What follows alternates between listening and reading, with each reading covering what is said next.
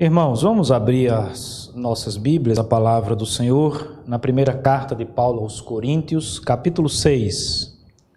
Primeira carta de Paulo aos Coríntios, capítulo 6. Nosso pedido sempre é que você permaneça com a sua Bíblia aberta, na medida daquilo que nós vamos expondo o texto, vamos recorrendo sempre àquilo que o texto nos fala. Diz assim, meus irmãos, a palavra de Deus. Aventura-se algum de vós, tendo questão contra outro, a submetê-lo a juízo perante os injustos e não perante os santos? Ou não sabeis que os santos hão de julgar o mundo? Ora, se o mundo deverá ser julgado por vós, sois acaso indignos de julgar as coisas mínimas? Não sabeis que havemos de julgar os próprios anjos? Quanto mais as coisas desta vida. Entretanto, vós tendes a julgar negócios terrenos, constituís um tribunal daqueles que não têm nenhuma aceitação na igreja. Para vergonha vos digo, não há, porventura, nem ao menos um sábio entre vós que possa julgar no meio da irmandade? Mas irá um irmão a juízo contra outro irmão, e isto perante incrédulos? O só existir entre vós demandas, já é completa derrota para vós outros. Porque não sofreis antes a injustiça? Porque não sofreis antes o dano? Mas vós mesmos fazeis a injustiça e fazeis o dano. E isto aos próprios irmãos. Ou não sabeis que os injustos não herdarão o reino de Deus? Não vos enganeis, nem impuros, nem idólatras, nem adúlteros, nem efeminados, nem sodomitas, nem ladrões, nem avarentos, nem bêbados, nem maldizentes, nem roubadores herdarão o reino de Deus. Tais fostes alguns de vós, mas vós vos lavastes, mas fostes santificados, mas fostes justificados em o nome do Senhor Jesus Cristo e no Espírito do nosso Deus. Todas as coisas me são lícitas, mas nem todas convêm. Todas as coisas me são lícitas, mas eu não me deixarei dominar por nenhuma delas. Os alimentos são para o estômago e o estômago para os alimentos, mas Deus destruirá tanto estes como aquele. Porém, o corpo não é para a impureza, mas para o Senhor, e o Senhor para o corpo. Deus ressuscitou o Senhor e também nos ressuscitará a nós pelo seu poder. Não sabeis que os vossos corpos são membros de Cristo? E eu, porventura, tomaria os membros de Cristo e os faria membros de meretriz? Absolutamente não. Ou não sabeis que o homem que se une à prostituta forma um só corpo com ela? Porque, como se diz, serão os dois uma só carne. Mas aquele que se une ao Senhor é um espírito com ele. Fugir da impureza. Qualquer outro pecado que uma pessoa cometer é fora do corpo. Mas aquele que pratica a imoralidade peca contra o próprio corpo. Acaso não sabeis que o vosso corpo é santuário do Espírito Santo, que está em vós, o qual tendes da parte de Deus, e que não sois de vós mesmos, porque fostes comprado por preço? Agora, pois, glorificai a Deus no vosso corpo. Vamos orar mais uma vez. Senhor Deus e Pai bendito, pedimos nesse momento que a Tua palavra possa falar ao nosso coração. Ilumina a nossa mente, lança fora toda e qualquer distração, todo e qualquer obstáculo, ó Deus, a fim de que tenhamos uma perfeita ideia e compreensão da Tua vontade revelada nas Sagradas Escrituras. Age através da minha vida, que as palavras dos meus lábios sejam encontradas verdadeiras na Tua presença e sejam agradáveis diante do Senhor. É a oração que te faço em nome de Jesus. Amém.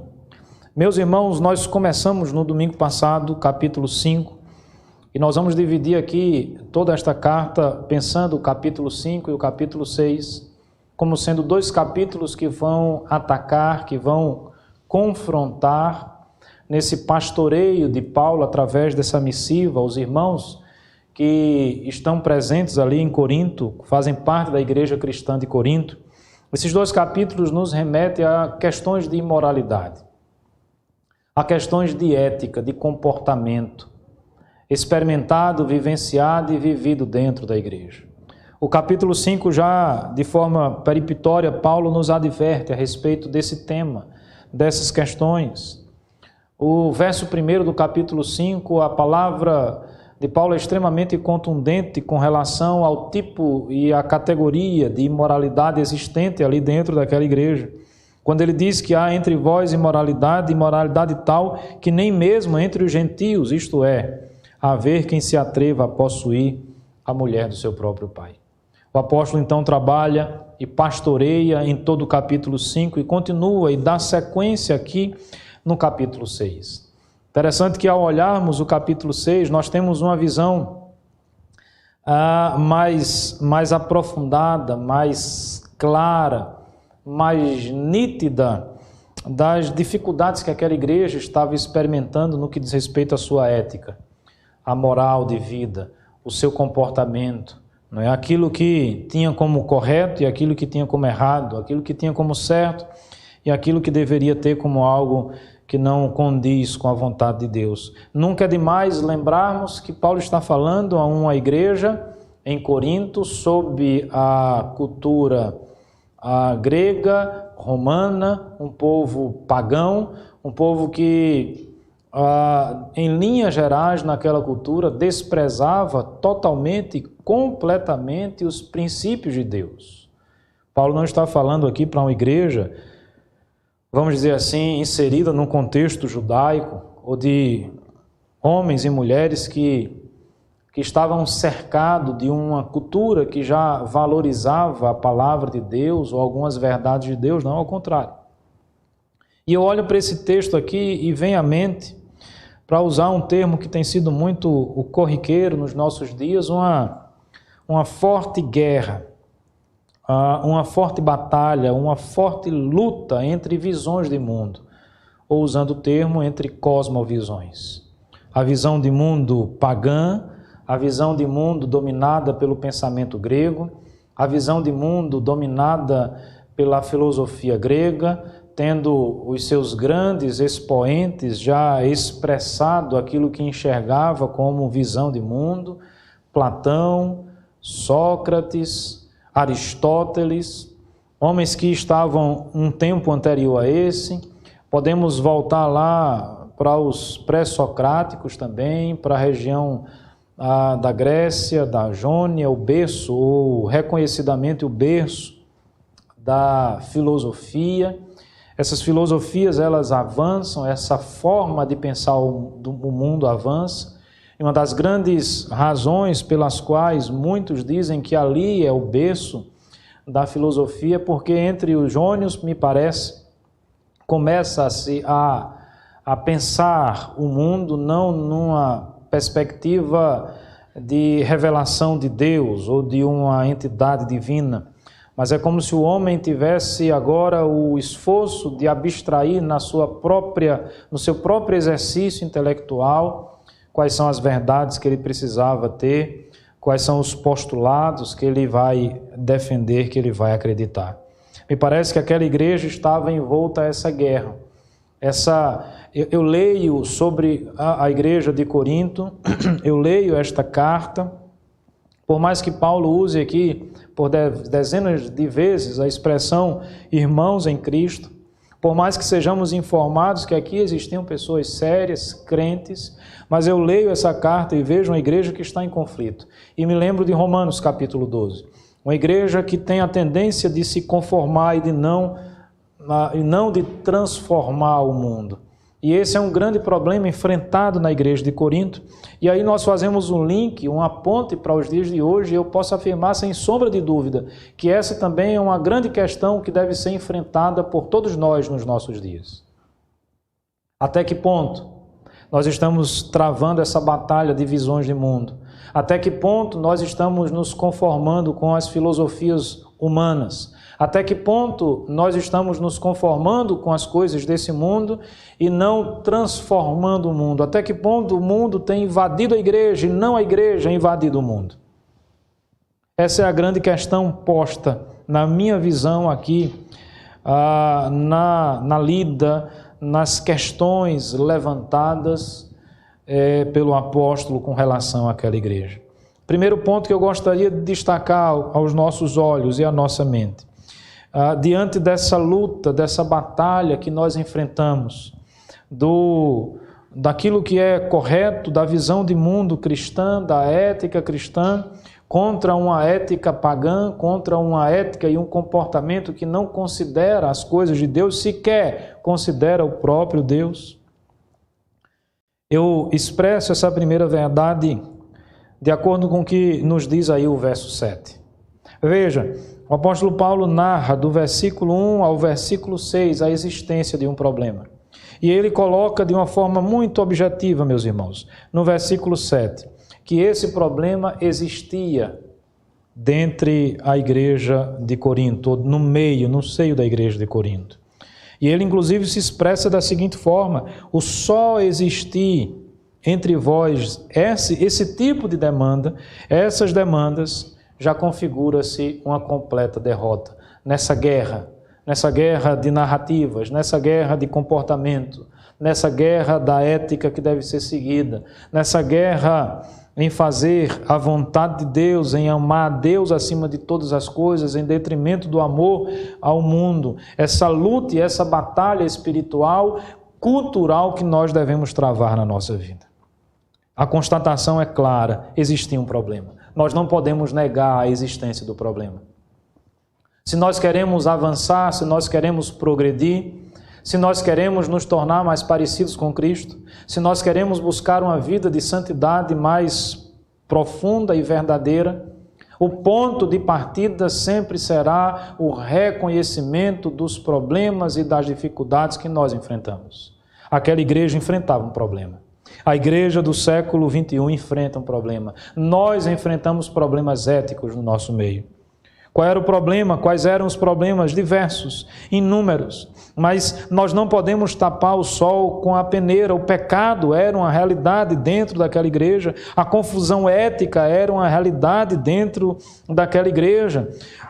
Muitos problemas ali citados. A imoralidade estava crescendo no meio daquela igreja, não havia o devido cuidado com a disciplina bíblica. Me parece que o mundo estava adentrando a igreja de Corinto de tal forma que a estava descaracterizando. Problemas sérios. Nós somos já informados nos primeiros 4 capítulos do problema da falta de unidade. Paulo estabelece a mensagem, ou o que concerne a verdadeira mensagem do Evangelho. Paulo mostra que eles eram servos de Cristo. Paulo faz menção de que a igreja não pode estar dividida, nós precisamos estar unidos. Mas aqui, mais uma vez, nós somos apresentados a problemas e problemas tais dentre os irmãos ali em Corinto, ao ponto deles viverem em contenda, ao ponto deles viverem em litígio. Paulo aborda e confronta aqueles irmãos com perguntas.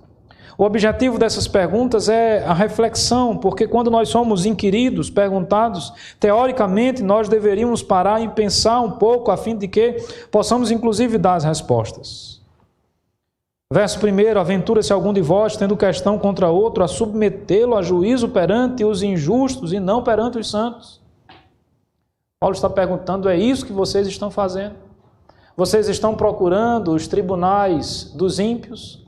Vocês estão procurando a justiça dos ímpios? Não sabeis que os santos hão de julgar o mundo? Ora, se o mundo deverá ser julgado por vós, sois acaso indignos de julgar as coisas mínimas? Não sabeis que havemos de julgar os próprios anjos, quanto mais as coisas desta vida? Entretanto, vós, quando tendes a julgar negócios terrenos, constituís um tribunal daqueles que não têm nenhuma aceitação na igreja. Meus amados irmãos, que triste constatação o apóstolo Paulo está fazendo. Uma igreja em que irmãos viviam em contenda, em que irmãos viviam em litígio. Por incrível que pareça, essa não é uma realidade do século I. Essa não é uma realidade apenas lá na distante Corinto. Me parece que essa é uma realidade que nós experimentamos ainda hoje. Vez por outra, nós somos surpreendidos por notícias semelhantes a essa. Irmãos que entram em litígio contra outros irmãos. Falta de unidade, falta de comunhão, a guerra cultural, a guerra filosófica, a guerra teológica, a guerra de visão de mundo está estabelecida.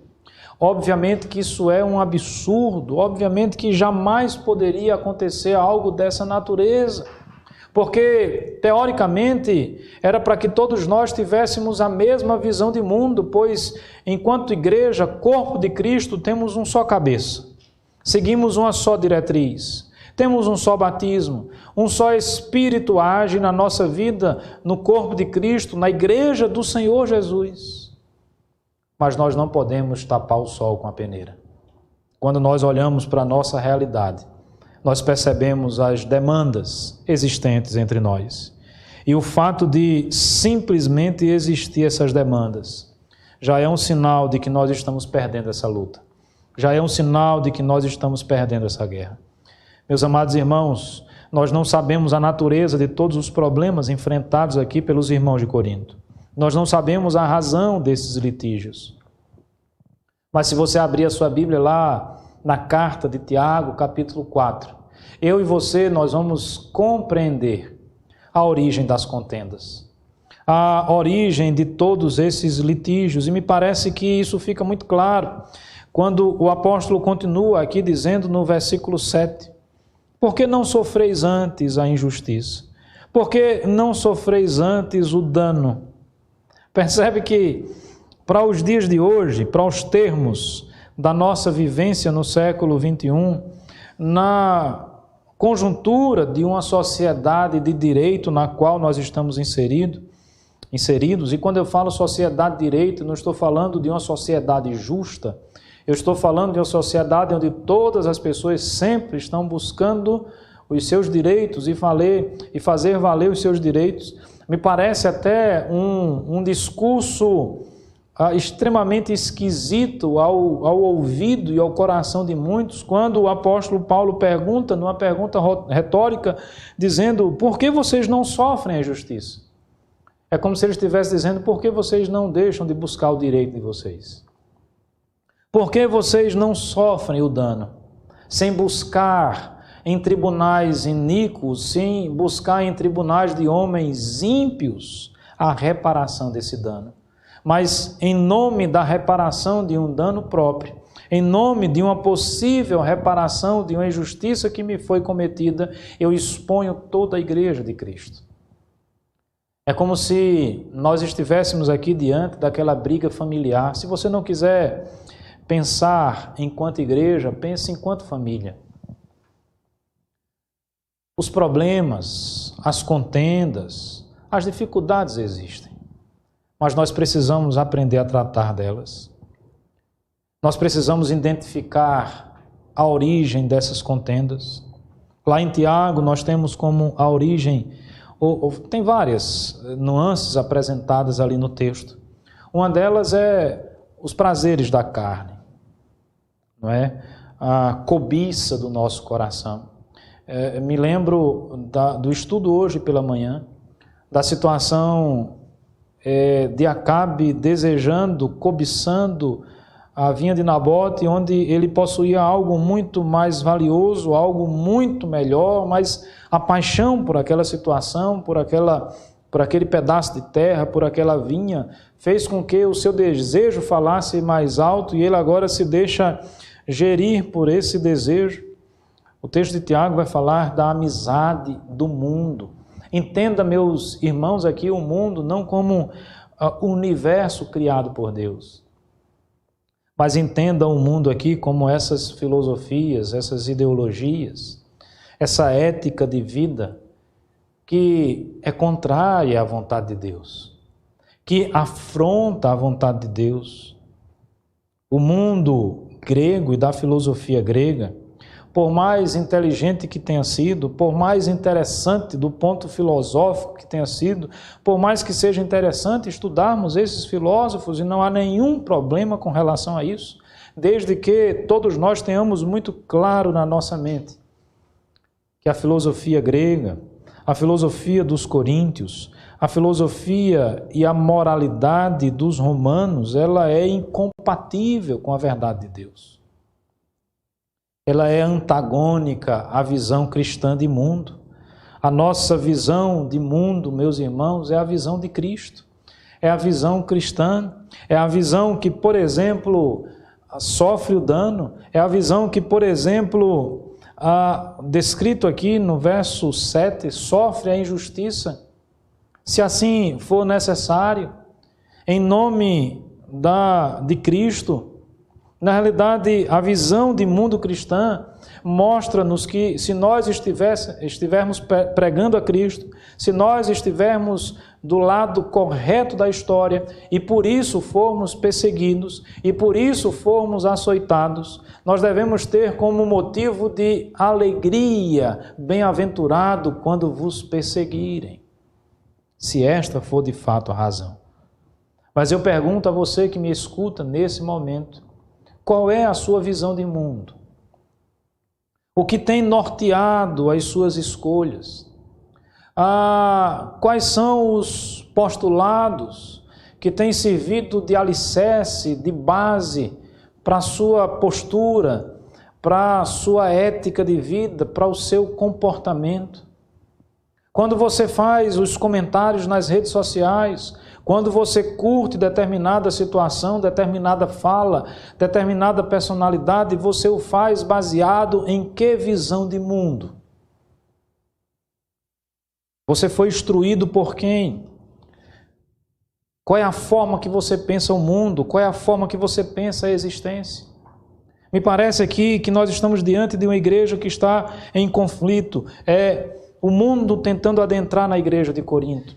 E ele o faz através da imoralidade, ele o faz através de uma ética que anda distante da vontade de Deus.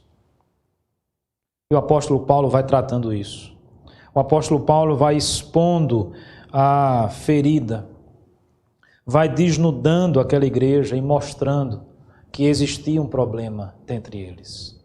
Se nós queremos ser pessoas diferentes, se nós queremos agir de forma diferente, o primeiro passo é identificarmos a existência do problema.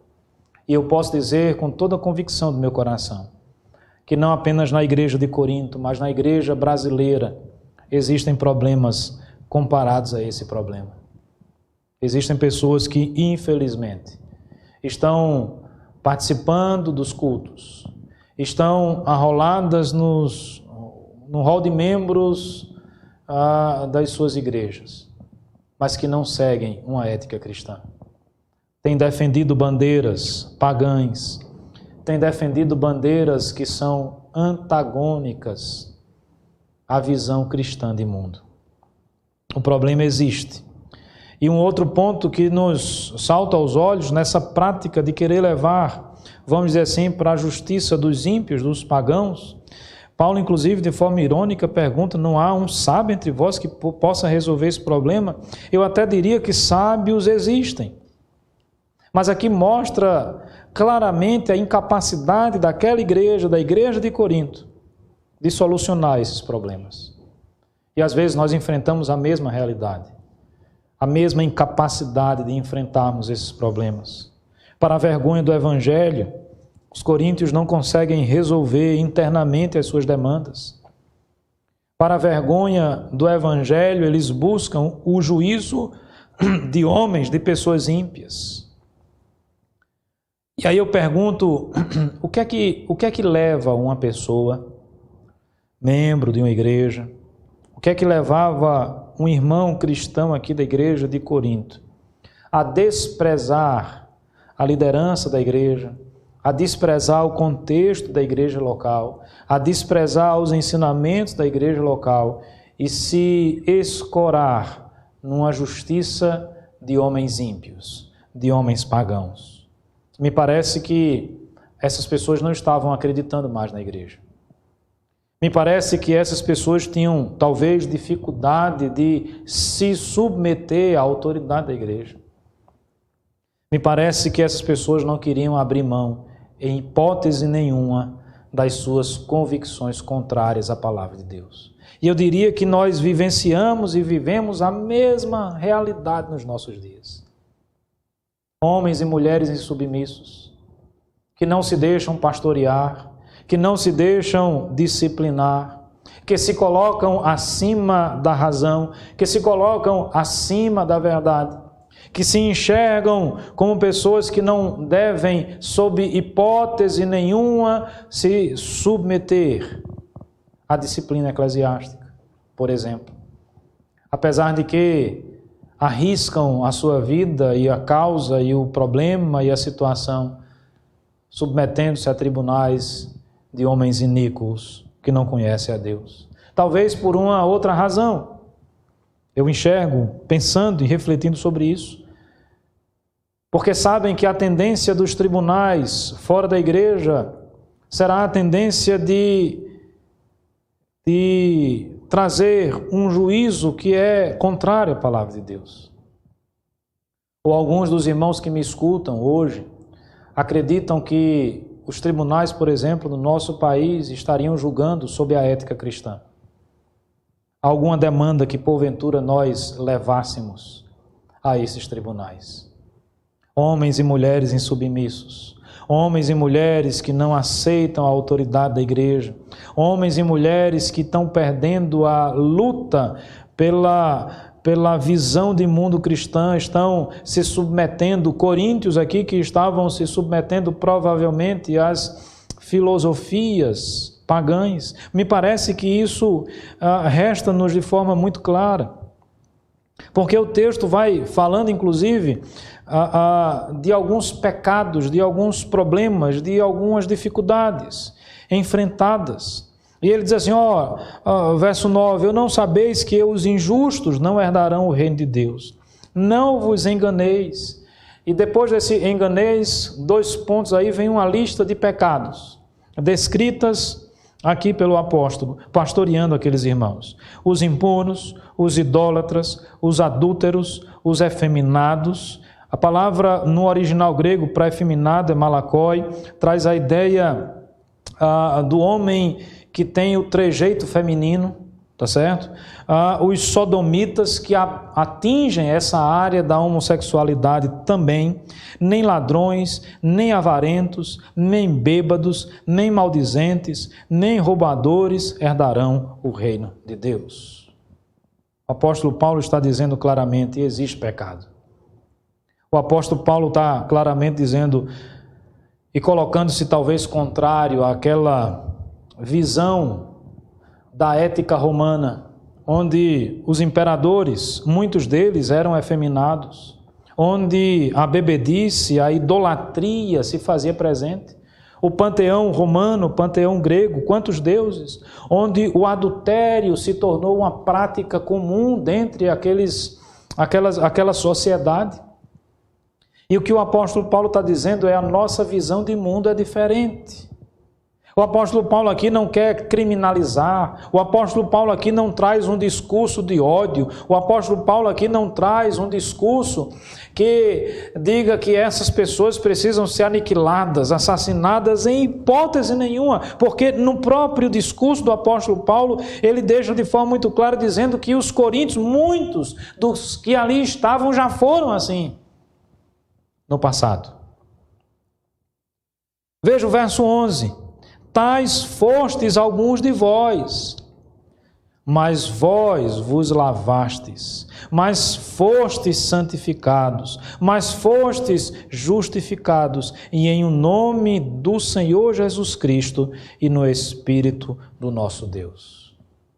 Essa é a visão de mundo que nós temos. A visão que confronta comportamentos descritos aqui nessa lista como sendo comportamentos pecaminosos. Comportamentos que afrontam a Deus. Ora, não vai ser difícil você, por exemplo, nos nossos dias, encontrar pessoas que claramente defendem o adultério. como sendo uma postura normal de vida. Ou você não conhece alguém que defende isso? Ou você não conhece alguém que pratique isso? Ou você não conhece alguém que tenha isso como praxis, não é? Na sua existência, na sua vida? Será que existem pessoas avarentas nos nossos dias? Será que existem alguns que vão defender o roubo, defender a corrupção? Eu estou falando do Brasil, para brasileiros, majoritariamente. Disso nós entendemos. Se criou inclusive um ditado impregnado na política brasileira que tenta dizer que candidato X ou Y é bom, político X ou Y é bom porque ele rouba, mas faz. Eu me lembrei agora de um vídeo que eu vi de um suposto candidato. Esses dias estava rondando a internet aí, e ele falando para a militância, e eu acho até que ele se confundiu, foi um ato falho ali, a intenção dele não era falar aquilo, eu estou dando um crédito a ele, mas no final da fala ele diz assim, nós vamos construir, nós vamos fazer isso, nós vamos fazer aquilo, nós vamos roubar pouco, não é? É como se fosse, beleza, vai roubar pouco, ótimo, então vamos roubar pouco a gente aceita. O que a gente não aceita é roubar muito. A sociedade está corrompida e muitas pessoas têm defendido esse discurso da corrupção, esse discurso da imoralidade, esse discurso de uma ética contrária à palavra de Deus, com práticas sodomitas, ladrões, avarentos, bêbados, maldizentes. Quantas e quantas famílias têm sido destruídas pelo uso da bebida, pelo alcoolismo, que tem sido a porta de outras drogas mais pesadas, que tem destruído outras famílias também. Me preocupa quando eu vejo nos nossos dias a tentativa de liberar geral nesse sentido, todos os vícios. Ouvindo certa feita um psiquiatra falando a respeito disso, obviamente é a opinião dele, há quem tem a opinião contrária, eu sigo na linha que ele segue. Ele falando sobre a possível liberação das drogas, ele diz, olha, nós vamos criar um país de esquizofrênicos, de paranoicos. Eu queria aconselhar você, que defende com unhas e dentes essa realidade, a conversar com a família que foi destruída pelo vício, por exemplo, das drogas, pelo vício do alcoolismo. Eu não falo de necessariamente criminalizar, eu falo de algo que vai muito mais além do que isso, é o combate da educação, da consciência, do estabelecimento de uma visão de mundo diferente. Mas me parece que muitos crentes têm, me permita usar uma expressão da cultura pop, sucumbido ao lado negro da força. Tem se deixado levar por essas narrativas. Para os gregos, o corpo não tinha muito valor. Na realidade, numa perspectiva filosófica daquela época, o corpo tão somente era uma prisão da alma. Logo, justificava-se fazer qualquer coisa com o corpo. E a gente já passa aí para a segunda parte deste capítulo 6, mostrando a imoralidade praticada no nosso próprio corpo. A ética, a visão de mundo de algumas pessoas está descrita aí no verso 12, todas as coisas me são lícitas. Todas as coisas me são lícitas. É aquela ideia que tudo pode. É aquela ideia de carpe diem, né? Aproveite o dia. É aquela ideia de que é proibido proibir. Às vezes nós não conseguimos enxergar como nós somos influenciados por uma visão de mundo antagônica ao Evangelho.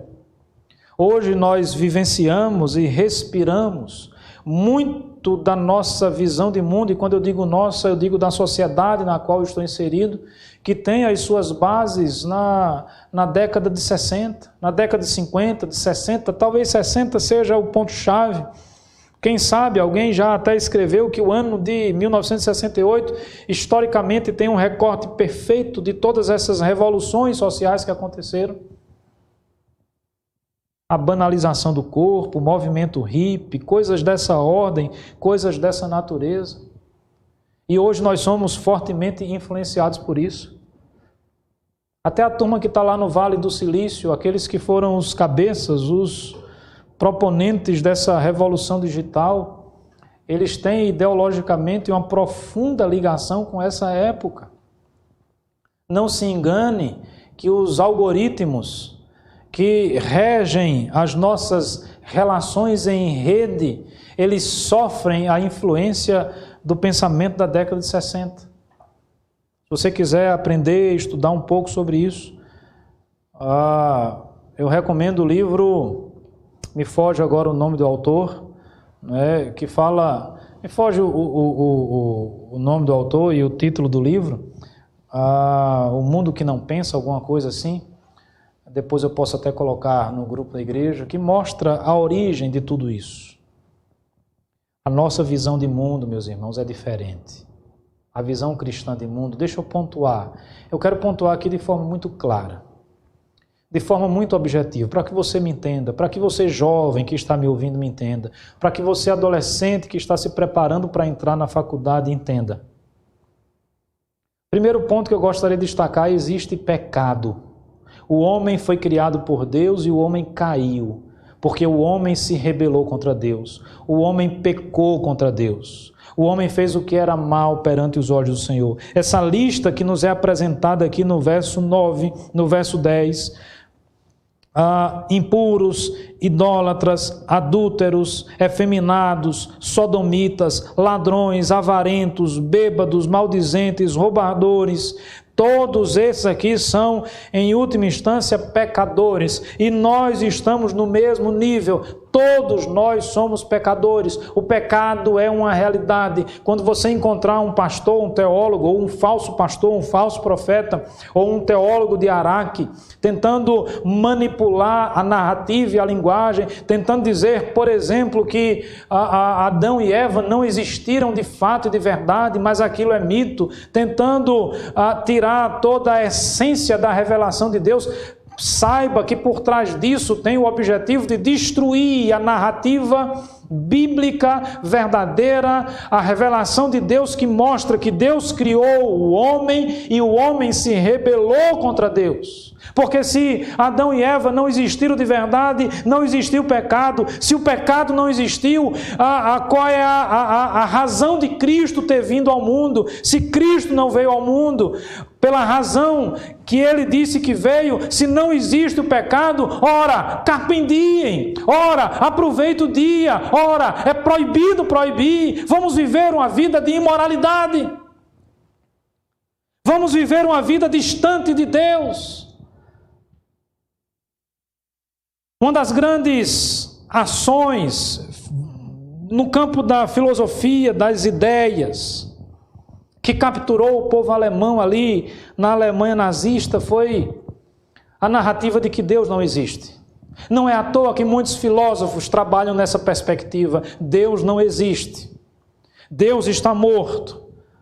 O Estado é soberano. Quando não existe Deus, qual é o freio que vai existir para os homens? Quando não existe Deus, os nazistas não tinham mais o temor, os nazistas não tinham mais a ética, e eu não estou falando de muitos pastores ou de uma parte da igreja que seguiu aquela ação nefasta. Eu estou falando de acadêmicos, eu estou falando de grandes filósofos, eu estou falando de grandes cientistas, eu estou falando de médicos renomados, que não tinham mais freios, que não tinham mais postura ética de vida, que não tinham o menor problema de despedaçar as pessoas, de destruir as pessoas, de aniquilar as crianças, pela razão filosófica maior que está por trás disso: Deus não existe.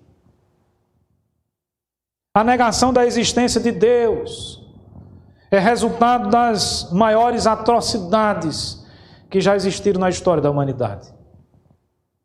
Se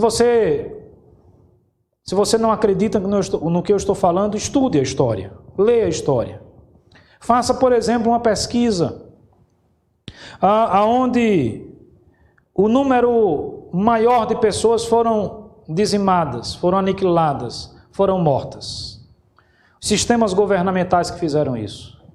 E você vai ver que no coração de todos esses sistemas, o ateísmo se faz presente. A base filosófica é essa. A visão cristã de mundo não é essa. Você quer seguir Nietzsche? Siga. Você quer seguir Michel Foucault? Siga. Você se acha um grande intelectual? Faça. Mas eu quero deixar claro para você que a visão cristã de mundo não é essa. Nós cremos que Deus criou o mundo. Nós cremos no pecado. Não há sistema humano que possa solucionar o problema da humanidade, porque o problema da humanidade é o pecado que habita no nosso coração. E se eu acredito no pecado, eu afirmo com toda a convicção do meu coração que todos nós precisamos de um Salvador. Todos nós precisamos solucionar esse que é o nosso maior problema. Nós precisamos compreender isso. Na realidade, o texto já começa aí no verso 11 a apontar para Cristo. Quando ele diz, vocês também eram assim, mas vocês foram lavados pelo sangue. Vocês foram justificados, vocês foram santificados. Veja, nós estamos diante aqui da obra da salvação. Essa é a visão cristã de mundo. Não, eu não acredito na humanidade. Não, o homem não é bom, porque o homem caiu, porque o homem desobedeceu a Deus, porque o homem é pecador. Mas eu acredito que Cristo pode transformar o homem. Eu acredito no sangue de Cristo aspergido sobre nós, derramado na cruz do Calvário, sangue que regenera, sangue que purifica, sangue que é o símbolo e o sinal da nova aliança em Cristo Jesus. É nisso que eu creio. Eu creio em Cristo Jesus. Eu creio na igreja que é universal, que é católica, que está presente em toda a humanidade. Eu creio na ação do Espírito Santo de Deus, e essa ação da Trindade excelsa está posta de uma forma muito clara nos próximos versículos. Ora, você tem a visão do carpe diem na sua vida. Todas as coisas são lícitas, aproveite a vida. A minha visão é diferente, eu penso de forma diferente. Eu acrescentaria aí ao carpe diem, que é uma expressão latina, uma outra expressão. Carpe diem, considerantes glorificente Deus. Aproveite o dia, mas considere sempre glorificar a Deus. Aproveite o dia, mas a melhor forma de aproveitar o dia é glorificando a Deus. Aproveite o dia, mas não tem outra forma de aproveitar o dia senão glorificando a Deus, porque tudo aquilo que existe, que tenta se mover fora de Deus, é sem sentido, é sem propósito, é sem razão. Muitos vão dizer, todas as coisas me são lícitas, mas olha, a correção, nem todas convêm. Eu não vou me deixar me dominar por essas coisas. Ah, mas o alimento é para o estômago. Me parece aqui que ele está confrontando os argumentos da filosofia grega. Ah, o corpo é natural, vamos agir de forma natural, as relações sexuais ilícitas é natural, é uma necessidade do corpo. Quantos psicólogos, terapeutas e afins têm ensinado isso, inclusive para as nossas crianças e para os nossos jovens? Como se o pecado fosse natural. Não, o pecado não é natural, o pecado precisa ser combatido, o pecado é imoral, o pecado nos destrói, o pecado traz consequências graves e sérias para a nossa vida. O nosso corpo deve ser apresentado para a glória de Deus. Veja, Deus ressuscitou a Cristo e vai ressuscitar o nosso corpo. Com certeza, essa não é a cosmovisão dos filósofos gregos, mas nós acreditamos na ressurreição do corpo. Eu acredito num Deus que é criador, eu acredito num homem que pecou, eu acredito num Deus que salva esse homem através de Cristo Jesus. Eu acredito na ressurreição final, eu acredito no céu. Você quer acreditar em outra coisa, meu irmão, fique à vontade. Mas a visão de mundo da igreja cristã é essa. Você pode acreditar naquilo que você quiser, mas dentro da igreja é isso que nós defendemos. E nós não vamos nos deixar levar, sob hipótese nenhuma, sucumbindo a narrativas pagãs, ateias, que menosprezam a Deus, que afrontam a Deus, que não reconhecem um Deus que é criador e a sua soberania. Essa é a minha visão de mundo. Essa é a visão de mundo apresentada pela palavra de Deus. Não sabeis que os vossos corpos são membros de Cristo? Eu, porventura, tomaria os membros de Cristo e os faria membros de meretriz? Veja, a perspectiva aqui não é do adultério. A idolatria comparada biblicamente ao adultério também. Você quer defender isso? Defenda, mas a igreja cristã não defende isso. A igreja cristã entende que esse comportamento é um comportamento pecaminoso, como tantos outros comportamentos. E nós não falamos isso numa perspectiva de superioridade. Na seguinte perspectiva: ora, eu sou contra o adultério,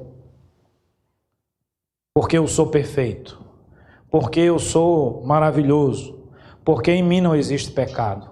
Não. Essa não é a mensagem do Evangelho. A mensagem do Evangelho, irmãos, apresenta um mendigo tentando fazer com que o outro mendigo se alimente.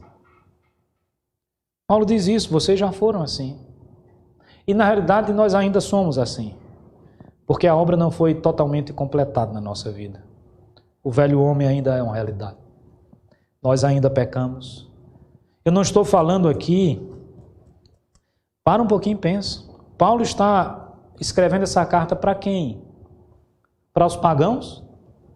Para as pessoas que estão fora da igreja? Não.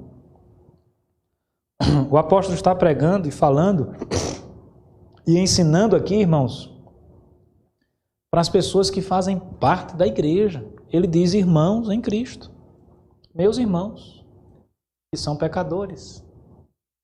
Uma coisa é você reconhecer que é pecador e aceitar o pecado e achar que o pecado é normal. Outra coisa é você reconhecer que é pecador, confrontar o pecado, se arrepender e mudar de vida. Não existe discurso mais tolo, não existe discurso mais frágil, não existe discurso mais ridículo do que alguns discursos que dizem assim: como esses cristãos são hipócritas. Falam contra o adultério, mas adulteram. Que discurso ridículo. Porque em nenhum momento o cristianismo prega que nós somos perfeitos. Em nenhum momento o cristianismo prega que aqueles que foram lavados e remidos pelo sangue de Cristo estão agora numa posição diferente dos outros homens. Não. Nós adulteramos. Nós, dentro dos nossos arraiais, existe roubo, existe mentira, existe fofoca, existem pessoas avarentas. Mas aí nós vamos aceitar isso como normal? Nós vamos entender que essa é a nossa visão de mundo? Não. Enquanto igreja, nós vamos continuar confrontando estes pecados, porque eles precisam ser confrontados. Enquanto igreja, nós vamos continuar defendendo a nossa visão de mundo. Até que um dia, talvez os tribunais seculares nos impeçam de fazê-lo, como já esboçam algumas ações nesse sentido. Não há nenhum objetivo, pelo menos da minha parte, em calar os meus lábios, em deixar de pregar a Bíblia, em deixar de afirmar que ela é a verdade de Deus. Eu preciso anunciar para você que me escuta e para tantas outras pessoas que todos nós somos pecadores, que todos nós erramos, que todos nós cometemos erros, que todos nós temos falhas, que nós estamos condenados ao inferno. Mas eu preciso dizer a você também, meu amigo, meu irmão, que me escuta nessa noite, ou escuta esse vídeo em outro momento, que Cristo morreu por mim e por você. Que Cristo deu a sua vida por nós. Que nós somos salvos pela graça e pelas misericórdias do nosso Deus. Mas esse lavar remidor deve gerar em nós o desejo de vivermos uma vida santa. Nós precisamos lutar contra o pecado. A imoralidade, o pecado existente dentro da igreja precisa ser combatido. Não com violência, não com a justiça comum. Deve ser combatido com a verdade do Evangelho. Deve ser combatido com a palavra de Deus. Que Deus nos abençoe. Amém.